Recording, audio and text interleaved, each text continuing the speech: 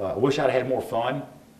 You know, we were so far behind in so many areas of our program, and I don't mean that trying to be sinister, but there was a point in time where there was the Big Three and the Big Ten. It was Ohio State, Michigan, and Penn State, and everyone else. And everyone else got in a foot race.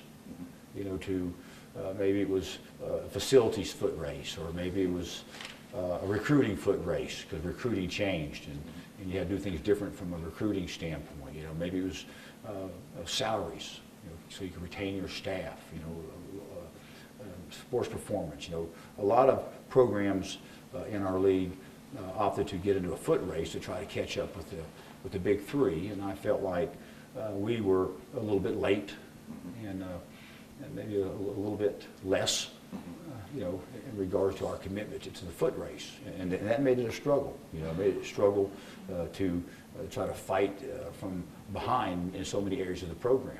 You know, so I would like to have had more fun. I would like to have won more games, obviously. I'd like to have been a more popular hire. When I came in, my original statement was, I'm not going to do anything. I'm not going to spend any time on anything unless it helps us win. And the next thing you know, you're trying to put together all these things that you know are critical to the program from a operations standpoint.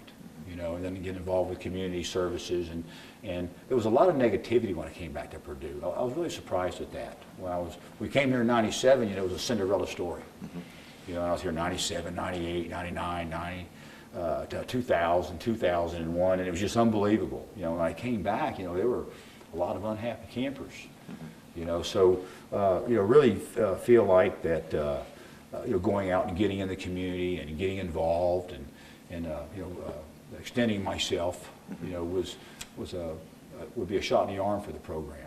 But I wish I'd just stayed more committed to just preparing our football team and hadn't spread myself quite so thin throughout my career here at Purdue.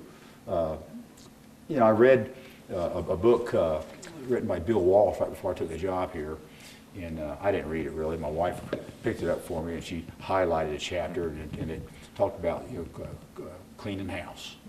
You know, I don't think that I should have cleaned house when I came in, but some of the hires that I made didn't work out the way that I wanted them to. You know, originally we were going to retain Coach Spack as the defensive coordinator, and I was really excited about that. And we're going to retain the 3 coaches that he had on board, and there were 8 players coming back, 8 starters coming back on defense. And the next thing you know, Coach Spack, he takes a head coaching job, you know, at another school, and I'd already retains some of his coaches, and I brought in another coach to run the Purdue offense, and that thing didn't hit on all cylinders, you know. So I probably didn't do near as good a job as I needed to assembling my staff in some ways, you know, putting people in the right positions and managing the staff in some ways, and a lot of that had to do with turnover, you know. And the pool-wise, you know, it was a struggle. You know, our compensation for our coaches was about up until recently probably $200,000 or $300,000 behind 11th place, a pool of money. You know, so when you went out to hire coordinators, they recognized that the assistant coaches weren't paid well, and there was always concern that they might be leaving.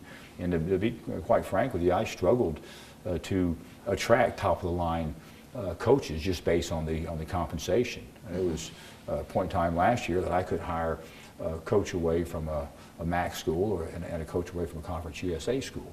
You know, so staffing wise, I wish that I would have done some things maybe a little bit different. I'm not saying maybe I'm not pointing a finger at bad hires. I should have maybe managed it a little bit different. I think it caught me off guard a little bit.